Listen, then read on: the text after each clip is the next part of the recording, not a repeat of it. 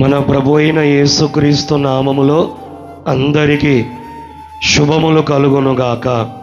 పరిశుద్ధ గ్రంథమైన బైబిల్లో సామెతల గ్రంథం 28వ అధ్యాయం 20వ వాక్యంలో రాయబడిన ఓ చక్కటి దేవుని మాట, నమ్మకమైన వానికి దీవెనలు మెండుగా కలుగును. ఈ చక్కటి మాట దూరాన సమీపన ఉన్న అందరి జీవితంలో దేవుడు నెరవేర్చునుగాక. అందరూ కోరుకుంటారు, మెండుగా నేను దీవించబడాలి అని అందరూ ఆశపడతారు, దీవెనలు మెండుగా కలగాలని. మంచిదే, కానీ ఎవరికి దీవెనలు మెండుగా కలుగుతాయంటే యేసయ్య చెప్తున్నారు, నమ్మకమైన వానికి దీవెనలు మెండుగా కలుగును. మన ప్రభు అయిన యేసుక్రీస్తు ఎవరు? బైబిల్లో యేసయ్య గురించి ఏమని రాయబడి ఉంది? యెషయా గ్రంథం 65వ అధ్యాయం 17వ వాక్యములో నమ్మదగిన దేవుడు. తిమోతి 2వ పత్రిక 2వ అధ్యాయం 13వ వాక్యములో కూడా యేసయ్య గురించి రాయబడి ఉంది, నమ్మదగిన దేవుడు. సమూయేలు మొదటి గ్రంథం 2వ అధ్యాయం 35వ వాక్యములో నమ్మకమైన యాజకుడని యేసయ్య గురించి రాయబడి ఉంది. మనం ఆరాధించే దేవుడు యేసయ్య నమ్మదగిన వాడు, నమ్మకమైన యాజకుడు.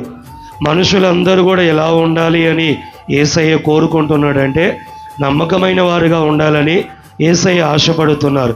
నమ్మకమైన వారుగా ఉంటేనే మెండైన దీవెనలు కలుగుతాయి. ఏ విషయాల్లో నమ్మకంగా ఉండాలి? లూకాసు వార్త 16వ అధ్యాయం 11వ వాక్యములో సిరి విషయంలో మనుషులు నమ్మకముగా ఉండాలి.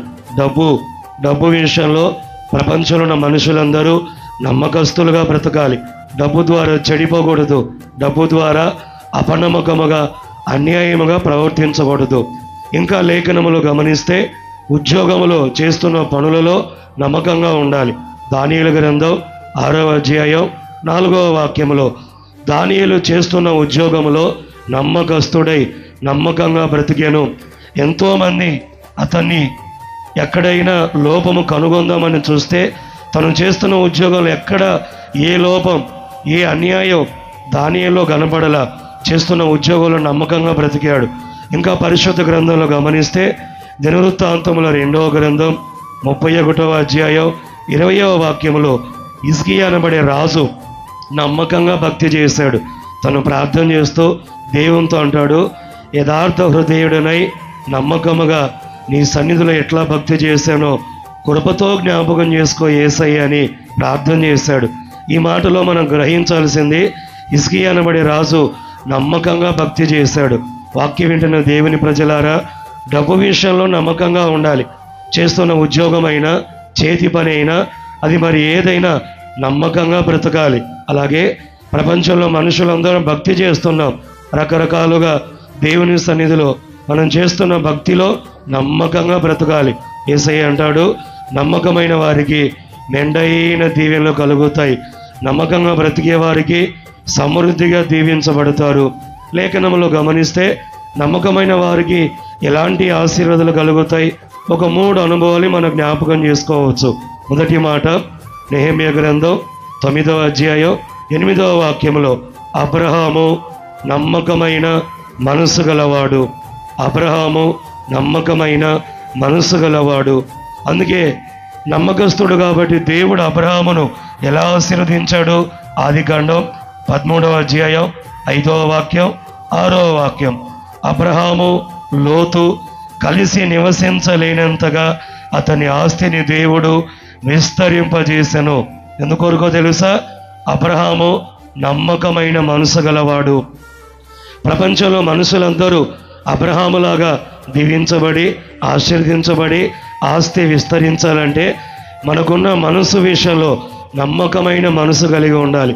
ఈ రోజున లోకంలో మనుషులను గమనిస్తే నిమిషానికి ఒక మనస్తత్వం మనసు మారిపోతూ ఉంటుంది. ఈ రోజున్న మనసు రేపు ఉండదు, రేపున్న మనసు తర్వాత రోజు ఉండదు. అపనమ్మకమైన మనసు, మారిపోతున్న మనసు, చంచలమైన మనసు, స్థిరత్వం లేని మనసు.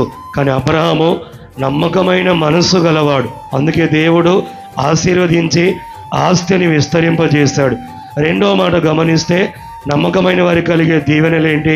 ప్రకటన గ్రంథం 2వ అధ్యాయం 10వ వాక్యంలో రాయబడి ఉంది, మరణము వరకు నమ్మకముగా ఉండు, నేను నీకు జీవ కిరీటం ఇచ్చేదను. కిరీటం అంటే తలపైన పెట్టుకునేది, ఘనతకు సాదృశ్యం. ఈ లోకంలోనైనా పరలోకంలోనైనా మన తలపైన కిరీటం ఉండాలి, ఘనత ఉండాలి. ఉదాహరణగా బైబిల్లో మొర్దుకైని గమనిస్తాం. ఎస్తేరు గ్రంథములో నమ్మకముగా ఒక ద్వారపాలకుడుగా, గేటు వాచ్మెన్గా ఉద్యోగం చేశాడు. దేవుడి ద్వారా దీవించబడ్డాడు. రాజు కూడా దానియేలుని గణపరిచి, అలాగే మొర్దుకైని గణపరిచి కిరీటం పెట్టినట్లుగా తలపైన మనం చూస్తాం. బైబిల్లో మొర్దుకైని గమనిస్తే రాజు వేసుకునే వస్త్రాలు ధరింపజేసి, రాజు తల మీద పెట్టుకునే కిరీటాన్ని తలపైన పెట్టి, రాజు గుర్రాన్ని ఎక్కించి ఆ దేశమంతా గణపరిచారు. ఈ లోకంలోనైనా పరలోకంలోనైనా ఒక మొర్దుకైలాగా, దానియేలులాగా కిరీటాన్ని పొందుతాం, ఘనతను పొందుతాం, నమ్మకంగా బ్రతుకుతాం.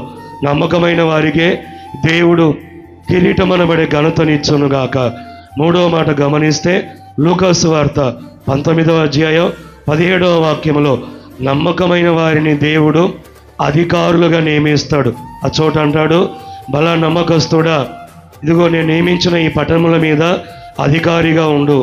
ఈరోజున నీవు నేను నమ్మకంగా బ్రతికితే పరిపాలన చేస్తాం, అధికారులుగా ఉంటాం. బైబిల్లో మోషేను గమనిస్తే నిర్గమకాండం 12వ అధ్యాయం 7వ వాక్యంలో దేవుని ఇల్లంతటిలో నమ్మకస్తుడు. అందుకే ఇశ్రాయేలు ప్రజలందరి మీద ఒక సేవకుడిగా, దేవుడు పాలించేవాడిగా, అధికారిగా నిలబెట్టాడు. బైబిల్లో దానియేలు గ్రంథం 6వ అధ్యాయం 4వ వాక్యంలో దానియేలు కూడా నమ్మకంగా బ్రతికాడు. బబులోను దేశంలో ప్రధానుల కంటే, అధికారుల కంటే పైనున్నవాడిగా, ముఖ్యుడుగా, పరిపాలించేవాడిగా దేవుడు దానియేలుని నిలబెట్టాడు. 3వ ఆశీర్వాదం, నమ్మకమైన వారిని దేవుడు అధికారులుగా, పాలించేవారిగా, పైనున్న వారిగా దేవుడు మార్చునుగాక. ఈ 3 ఆశీర్వాదాలు, నమ్మకమైన వారిని దేవుడు అబ్రాహాములాగా ఆశీర్వదించి ఆస్తిని విస్తరింపజేస్తాడు. రెండవది, నమ్మకమైన వారికి దేవుడు జీవ కిరీటం, ఘనతనిస్తాడు. మూడవది, నమ్మకమైన వారిని దేవుడు అధికారులుగా, పాలించేవారిగా, పైనున్న వారిగా చేసి పరలోక రాజ్యానికి, నిత్య సియోనుకు సిద్ధపరచునుగాక. ఈ లేఖనం మనందరిలో నెరవేర్చునుగాక. ఆమేన్, ఆమేన్.